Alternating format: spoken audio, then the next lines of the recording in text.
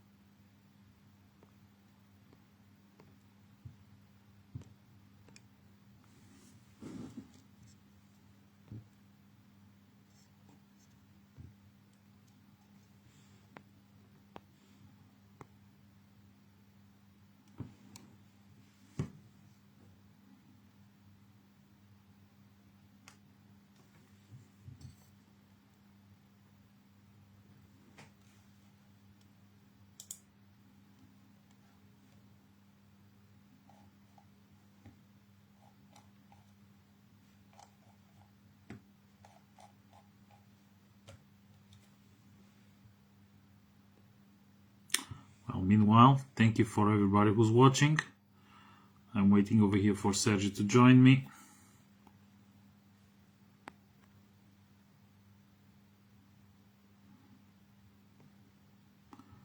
Okay.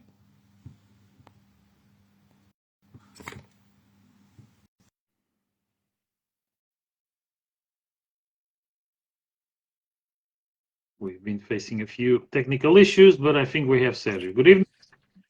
Good evening. For whatever reason, the notification got a little bit lost in my notification inbox, so it was a little bit challenging to see that you were already live. How are things? Yeah, well, things are great. Tomorrow it's a big day, so celebrating 1 year that I picked up my ID Buzz. So quite a life-changing year. And well, things have been great. I've been busy around and already scheduling a lot of stuff for next year. So yes, we're moving. Yep, And about that's you? great to hear. A little bit on the slower side. I'm actually going tomorrow to the Douro Valley again with some repeating customers, actually. And we're actually going to do the tour exactly 1 year apart when we did our first one. But because these are repeating customers, obviously we're not going to be repeating the same itinerary. So we're going to do something different, and I'm going to treat them to something a little bit nicer, I would say, and definitely a more unique experience. And it's a tour that I like to call it, it's a tour of contrasts because we're gonna do two wineries tomorrow, and they couldn't be any more different from one another. So we're going, for a very modern, sleek-looking, minimalist one in the morning, and then in the afternoon, we're going to do something that is a little bit more rustic, more down to earth, more traditional. So it's going to be a very interesting day, and I really hope that they enjoyed this different take on the Douro Valley compared to what they did the first time around when we were together exactly 1 year ago. So yeah, this is pretty much what I have planned for tomorrow. And right now, I feel like I'm definitely on the low season, taking some personal time off, staying at home a little bit more, enjoying the company of the wife, the son, the family, and well, we still have basically 1 month to go before we wrap up the year. But I think it's an interesting topic that we have chosen for today, talking a little bit about the our favorite tours that we hosted this year, Mhm. how those were surprising for us, lessons learned, and why did we like them so much, and how that inspired us to be a little bit better, to offer something different, something a little bit unique as well. And yeah, I'd love to hear you first, and then I'll chip in because, well, I was the one suggesting, so I have quite a few Okay. things in my mind over here. So, what was your favorite tour of the year? Well, Curiously, one of my favorite tours of the year just happened a few weeks ago, and I had an itinerary that was pretty much planned from scratch with my suggestions. It was 7 days, and beginning of November, 7 days in a row. I ended up touring with the Ivy Bus to prove the point that we can really tour across Portugal in an electric vehicle with a little bit of planning. You already know that, so that's not new for Yeah, you. you're preaching to Um, the choir here. but pretty much it was really to have the chance to go to places that really showcase what Portugal it's all about. And I'm just going to drop a few names that, people probably never heard about. Estação Arqueológica do Prazo, Monsanto, a lot of people know about it, of course, but um, we went to Castelo Branco, um, we went to the cheese museum at Piraboa. We visited so many different places. We went to Almeida. We went to Castelo Rodrigo. Okay, so these are places that normally don't come on the people's list, on travel lists, on travel guides. And this is really when we feel that the guests really trust what we do and our knowledge and our approach to the country. So it's kind of working with um, a blank sheet of paper to start from scratch, designing an itinerary. And this kind of tours, it's something really rewarding, and it's really into showcasing Portugal to people that really want to know it deeply, instead of just repeating the same routine and repeating the same old same. Nothing against those tours, but in fact we have so much more to see. We have so much more to do, and then the most common review or rewarding approach that we get from our guests, it's really we would never be able to see this on our own. And this is where it really feels rewarding, and it really feels that we made the difference. And curiously, just a few hours ago, I was doing a video call planning something for next year that pretty much is working the same way. I got some insights, I got some input. I already sent an itinerary draft. We are finalizing the itinerary for, almost the end of next year. But the things work that way. So when people reach out to us quite early, with time to plan, with time to discuss ideas, and really to fine tune the things. What can possibly go wrong? Okay, it's because we've been chatting back and forth, and really we are checking all the expectations and checking what are the requests and what people are really looking for.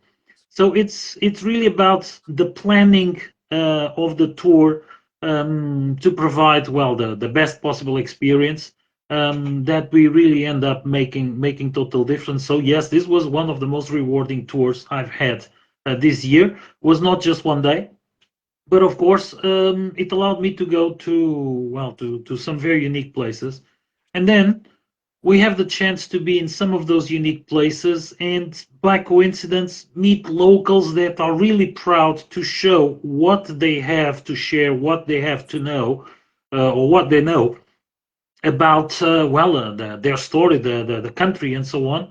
And finding someone that was a writer, was a book author about history, about the place, that showed us stuff that we could never ever imagine that existed in his house. Okay, was really really unique. So this is once again what we've been advocating, what we've been talking, that we are not so much into the cookie cutter experiences. We are way beyond that, and people end up getting a lot more from their investment when this kind of things do happen. So this was really it's a recent memory, of course, but this was a really really rewarding experience. I had others, of course, through the year. I had others, and fortunately this year, several hundred people toured with me. and I had other, well, very, very rewarding days. But this one's really, I feel that this was like the cherry on top of the cake to finish a great year, to finish an amazing year with a lot of changes, with some challenges as well. But for me, that I had defined that 2025 would be a year to do some changes. I really feel that it ended up great. Okay, it's not finishing yet. I still have tours for December, but yeah, I'm really feeling that at the end of the year, the mission was accomplished. Okay, so the changes I wanted to implement, they are happening, and a lot of good stuff has been happening. So it's been great. But yes, well, I have a few more, but let's now hear from your side. I'm pretty sure you have plenty of stuff to share as well. Well, I do have quite a few things to share, but it's actually a very similar story to yours. It's something that happened towards early to mid-October, and it was also part of a multi-day itinerary, not as long as what you did, a week-long itinerary, but it was just something that was 3 days, and I absolutely love those 3 days. We basically did north to south. And more than the itinerary, I mean, we hit some of the popular places. I tried to do a good mix between popular places and off the beaten path destinations. But more than the locations and the destinations is actually what we were able to experience, what we were able to feel, and how the people were able to connect with those locations. And for me, that was the most important. I recall, for example, the on one of the days, so this was the end of the second and beginning of the third day, we arrived to Évora.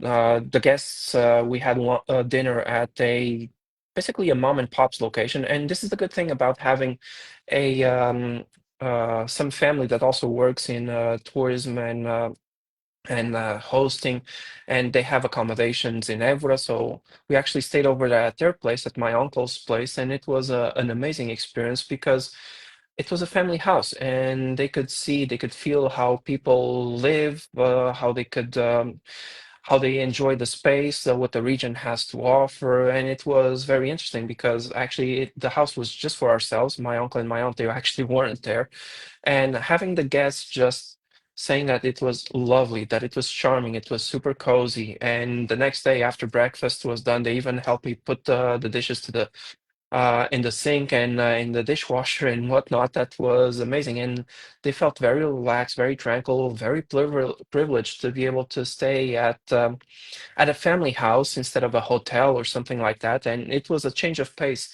considering the first night that we spent together. So the first night we stayed at the hotel, where well, they were also treated like family because it's actually a place where I go rather often when I'm doing this kind of tour. And it was a change of pace doing a hotel versus doing the family house. And then the following day, that was when the magic happened for me. You mentioned Monsanto. We actually ended up in Monsaraz. Took them to see one of the cromlechs that exists over there, the cromlech of Xerez. And then there was this impromptu moment where this was a couple that lives by a lake and they were kind of missing home a little bit. And so we stopped by. The lake is a 3-minute drive from the Crom Lake. And this was early October. They took their shoes out and they dipped their toes in the water. And it was magnificent and it was calm, it was tranquil, it was super peaceful. And well, if the restaurants were open when we were there, unfortunately for us, the restaurant at the lake closes precisely on the day that we were there. We would have had lunch there, but the place that we went afterwards for lunch was also amazing. So yeah, it's how they felt about the place, having the places for themselves, going to off the beaten path destinations, especially outside of the peak touristy season.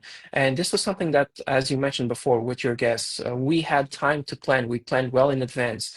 There was a little bit of back and forth discussing what are your expectations, what do you like to see, what are you interested about, and fine-tuning the itinerary according to those expectations, not just doing something that is a cookie cutter tour. And it's an interesting expression because the cookie cutter tours they do sell, and it's what most people are interested in, and that's perfectly fine. But when we have this time, and I've said this many times, when we have the time to plan, when we have this blank, this clean slate approach to doing tours, I feel like it's much more rewarding, not just for the guest, which is the primary reason why we do this, but also for us as tour guides, because this pushes us, this drives us, this creates a new challenge. The week before delivering this tour, I actually was with another couple over the course of 4 days, on a little bit on and off. We had a couple of free days in the middle, but it was interesting, and I decided to take on the challenge because these are things that, even though it's very close by, and again, I accepted the challenge because I feel like it's true that you only see both personal and professional growth when you step out of your comfort zone. And I decided Mhm. to take a leap and step out of my comfort zone. And obviously, I did all of this preparation, doing the scouting, reading about the history, going on how to structure the tour, which places will we see, when we would see, making sure that the places were open by the time that we would get there. All of these things are very important. This is Mhm. how we need to structure a tour, but it made me confident in the tour that I delivered because we had, and it's something that I like to do because I'm a guy that absolutely loves wine tourism, but I also do not like to neglect the cultural part of it. And so I had a couple of opportunities to go to locations where I'm not used to doing tours, even though these are somewhat popular, like for example, Braga. It's a place that everyone goes, Mhm. but I usually decline doing Braga because I don't feel confident in representing the town the way that it should be represented. And with all of this effort, all of this study, and all of the time that that I invested in learning more about the city, planning an itinerary around town, things to point out, telling the history, why is this important, why we should see this, how this correlates with the modern history, and whatnot. It gave me confidence that I can now present Braga in a very cohesive way, and I would almost say that it's up to the quality to my quality standard that I'm used to for the Douro Valley. And everyone knows that, well, Sérgio is pretty much synonym with a quality experience at the Douro Valley. Might be a little bit full of myself right now, but well, I think it's a nice place to be when people recognize you for the quality of your tours at the Valley. And I feel like Prague is now up to the point in terms of quality with the things that I do in the Douro Valley. So Braga plus a little bit of wine tourism. Well, we are in the middle of the Vinho Verde wine region, so let's do a little bit of cultural. Let's do a little bit of wine tourism as well. Same thing goes for Viseu and the Down wine region. Viseu, also very beautiful town, beautiful church, the cathedral over there. It's one of the most beautiful Mhm. ones that I have seen. And Uh, the museum right next door to it. the museum, well, I visited it. Yeah, it's definitely very interesting. The Grão Vasco Museum, but well, it depends a little bit on the people if they're Yeah. more into the religious and the sacred art or not. But well, there is one place just in the vicinity, which is also very cool, which is by the river over there. It's funny, I forget the name about it, but it's a cool little museum where they showcase the fishing arts, the porcelains, and particularly the bordados. Forget the name of it in English. But yeah, very cool museum. We thoroughly enjoyed it. And then you also have the former, what is suspected that it has a little bit of connection to the Romans, which is the octagon near Cava de the Viriato. Cava de Viriato, exactly, the octagon. And yeah, there's definitely quite a few things to see over there. So yeah, but venturing further south, I love Alentejo. I even said this to the guests, and the more I go to Alentejo, the more I see myself retiring over there potentially, especially around the Alqueva Lake. Very beautiful, and this is super weird to say from a guy that absolutely loves the Douro Valley, comes from the north, and he's now thinking about retirement and retiring in the center south of the country. It's definitely an interesting thought process that went over here. But yeah, these are things that. the way that the customers felt, the way that I felt when doing those tours, by offering those tours, felt proud of being able to put itineraries together that I wasn't comfortable in the beginning with offering. And now I feel like, no, I'm capable of doing this. I know that I can do it well. And I can potentially even do it better than a lot of people do it out there, because I know that there are some people who accept tours and they don't have a clue about the history. They go, they reach the locations and they don't know which times the churches they open, if they need to purchase tickets or not. They don't know what's important to see on the churches and things like that. And I'm talking about churches because, well, if I'm talking about Praga, because that's one of the highlights. But yeah, there's a lot of things to see over there. We could do a completely different tour in Braga, for example. And one of the things that immediately pops to mind is a Roman tour in Braga. Hmm. And it's definitely something that is very possible to do. If you're not interested in churches, we could do a Roman tour, Roman ruins, and other things that are in the vicinity of Braga as well. Um, Viseu the same, Alentejo the same, Évora very beautiful as well. But like you were mentioning, Monsanto, there's also Belmont, there's also a ton of different places. You mentioned Castelo Rodrigo as well in the north. By the way, did you go to Castelo Rodrigo or Figueira de Castelo Rodrigo? Because those are different, Leonel. Yeah, sorry, I some technical issues over here. Okay, I was just asking if you did Figueira de Castelo Rodrigo or Castelo Rodrigo. No, we went really to Castelo Rodrigo, and then we Castelo had Rodrigo. lunch at Figueira Castelo Rodrigo. Okay, nearby. Okay, Um, so you did yeah, both. Yeah. yeah, No, yeah, but pretty there's much. but nearby Freixo de Espada and for example, Hmm. coming February, there's a very interesting route to do over there, which is the route of the flowering almond trees, which includes Figueira de Castelo Rodrigo, Vila Nova de Foscoa, Freixo de Espada. All of that loop over there is very beautiful. I would say it even starts at São João da Pesqueira.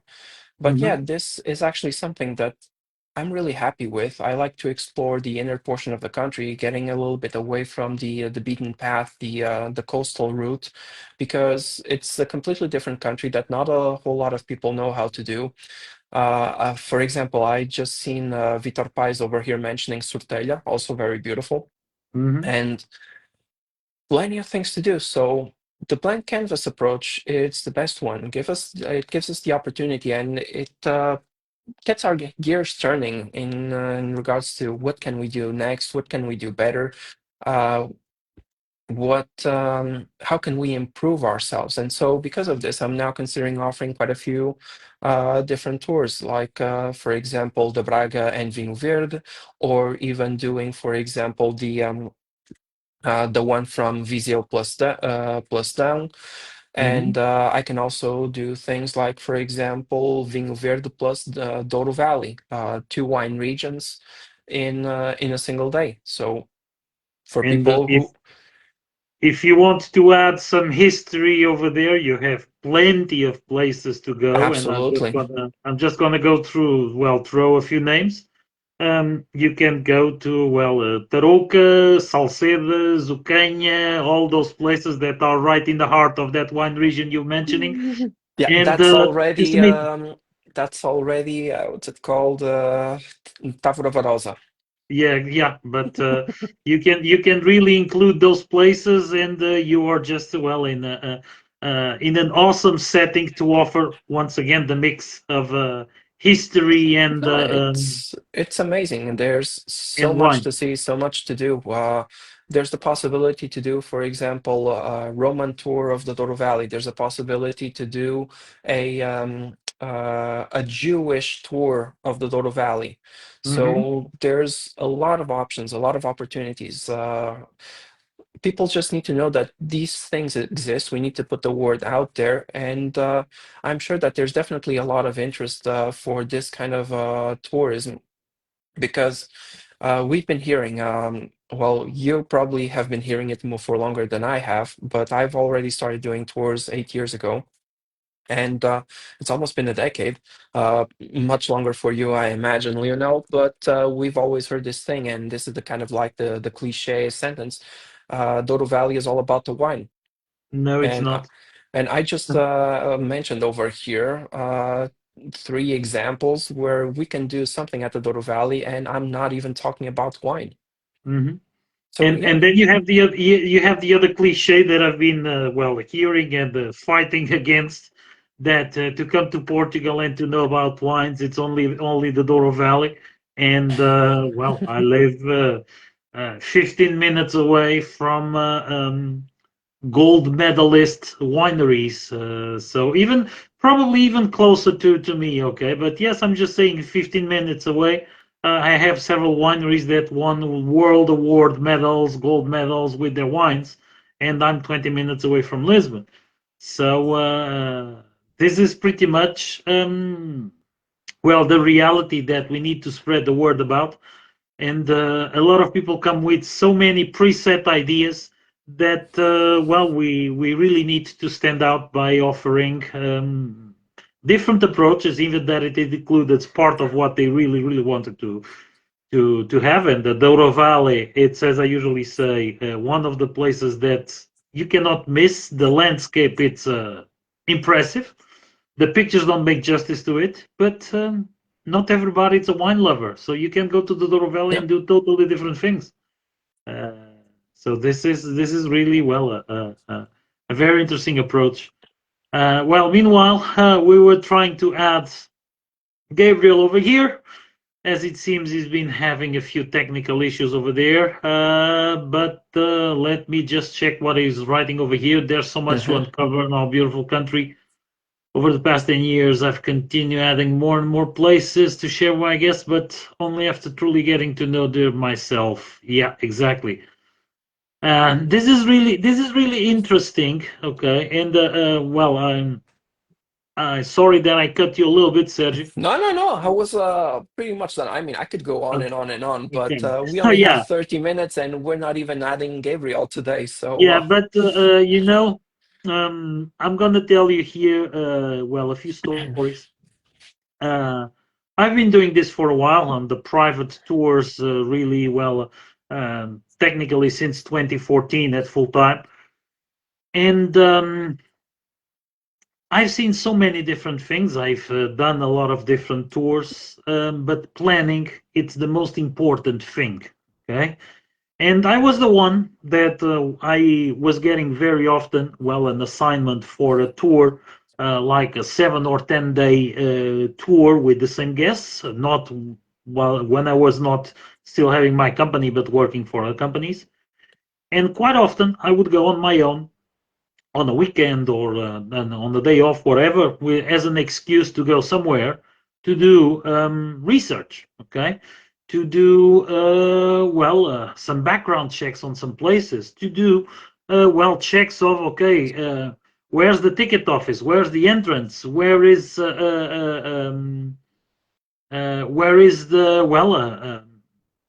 well the way to approach the place, and of course visiting the places to know where to turn, where to go, what to see, because no one gets all the information and no one knows everything.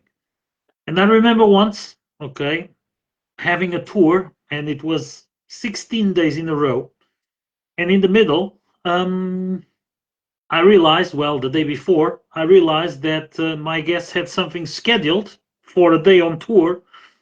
That was the day that that monument would be closed. Okay, of course, I normally check the itinerary, but 2 3 days before, I start checking all the opening hours, closing hours, to plan 2 3 days ahead. Okay, because this was an itinerary that was given to me, prepared by someone. But 2 3 days ahead of each day, I would be like working to plan the journeys. And pretty much, I realized that that monument was closed, and I needed to give the news to my guests.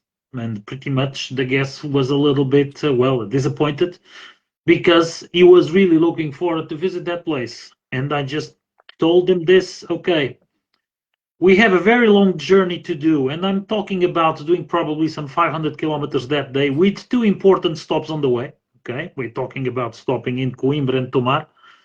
And I told him, I'm going to make it happen. It's possible to happen if we commit, if we comply with some timings. I'm going to make it happen today. because tomorrow it's the day that the monument is closed, so you're not going to be able to see it. And that was a place pretty close to the place we were going to stay overnight. So it happened. I arrived there like 5 minutes before the guided tour they do inside. So we really reached out 5 minutes before the last call, but it happened. Okay, and this is really this was not one of those life-changing tours from this year. This was one of those life-changing tours from my touring career. Okay, and I still remember that day when I needed to tell my guests, if we push hard and if we comply with some strict timings, I'm going to make it happen. Okay, and this is really what makes the difference, because sometimes we are caught in unforeseen circumstances, but we really need to have the ability and the agility to look at the problem and solve it on the fly, and really, please the guests on the best possible way. So this is really one of those stories that I'll keep, because it really, a part of all the appreciation that I got from my guests from having achieved that. It really shows that we've been doing this for a while. We are around for a while, and we pretty much plan the things very well. But sometimes we are caught into unforeseen circumstances, and in that case, it was not a planning that I had done.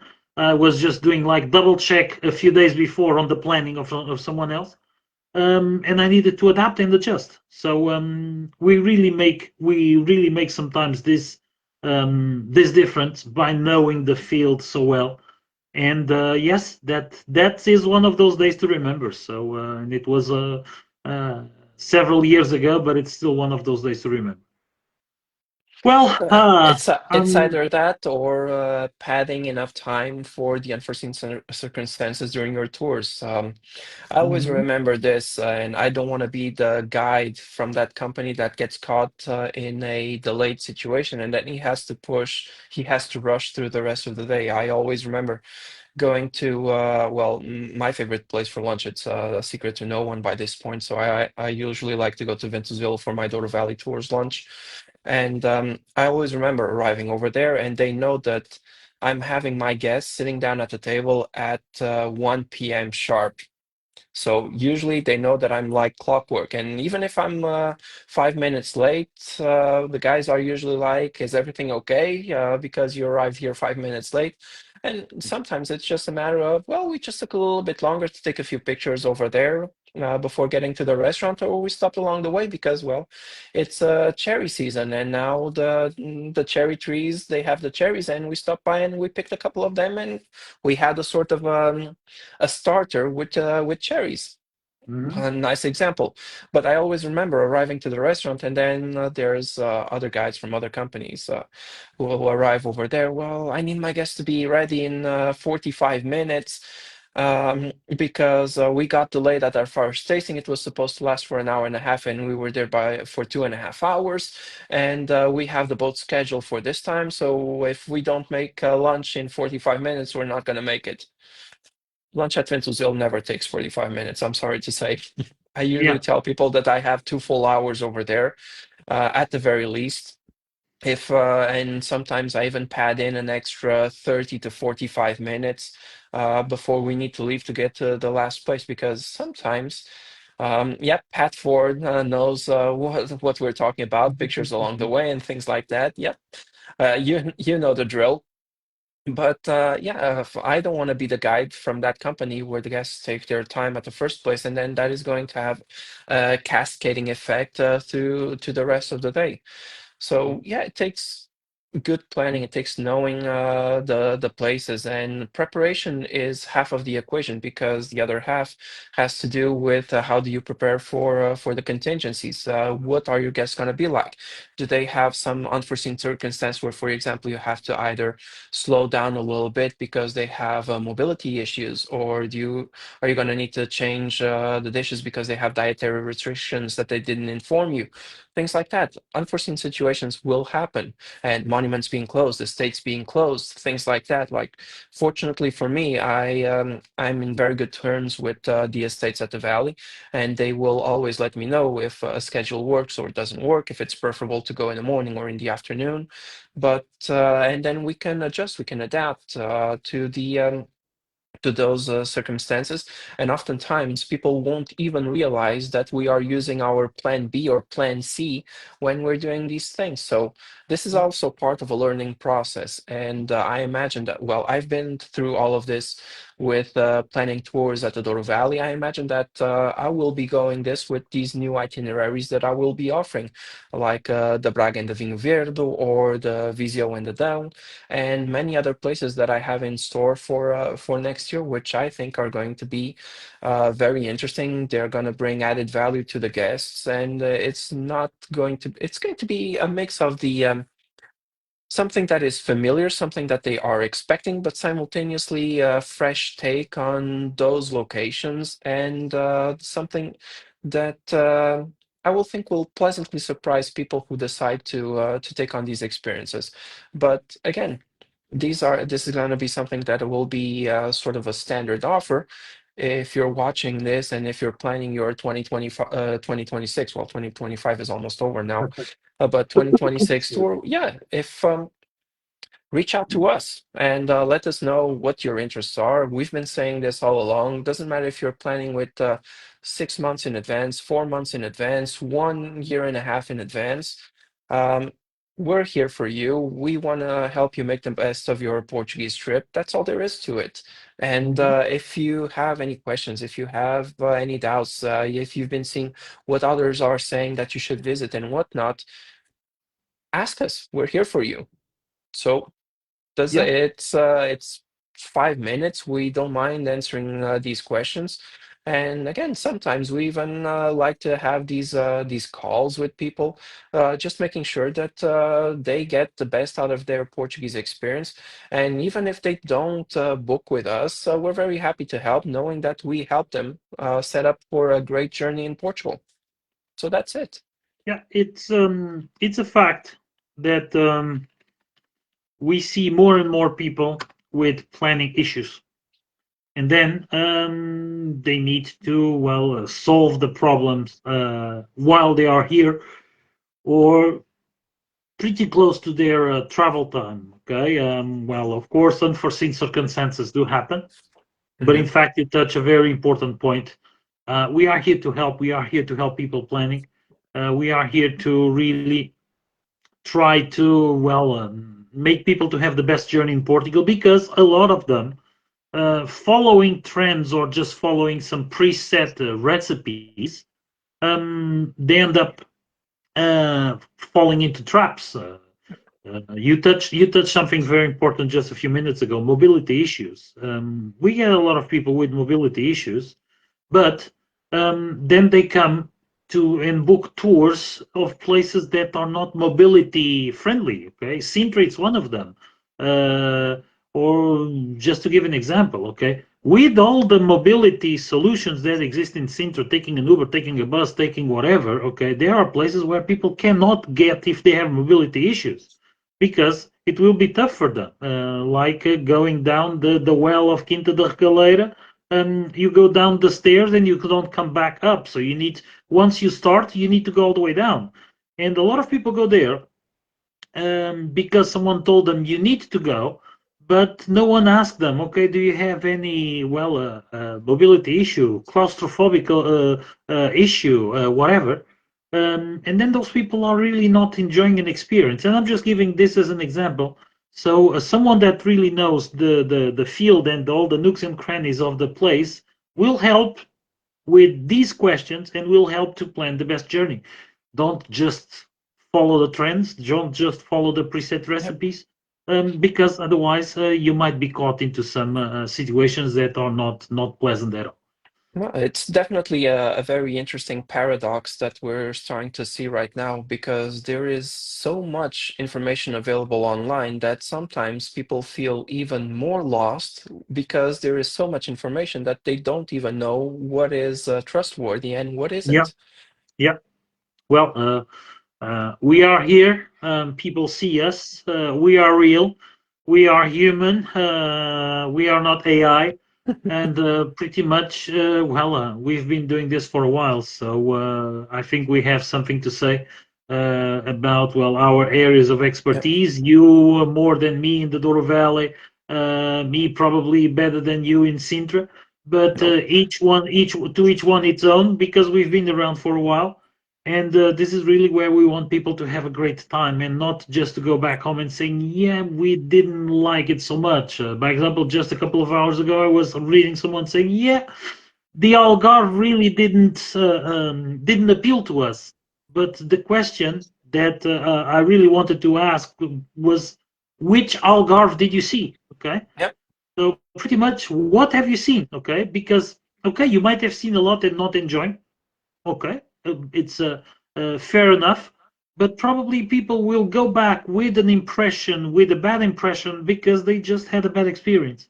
Just that, and we see that more and more, unfortunately.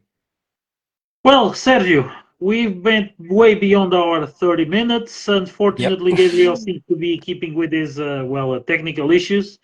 Probably He has Santa to, can bring yeah, him he a has to new phone. threaten, yeah, he has to threaten Um, throwing the phone to the wall yeah. to make sure that it's cooperating. And next week I will Holiday be again. having, yes, I will be having a few days off, but technically Monday evening I might be able to join. So let's make this happen again. For everybody who's been watching, thank you very much. And you already know we are around. If you have any questions, feel free to ask. We are now a public group, so it's even better for people to post and easier for people to post and participate. And we are here for, trying to help you to get the best of your time in Portugal. Thank you for watching. Yeah. See you in a week. Thank you, Sergio. Thank Thank you, you all. Gabriel. Thank you, Thank you next everybody. week. See you Have a next great week. one. See you next week. Thank you.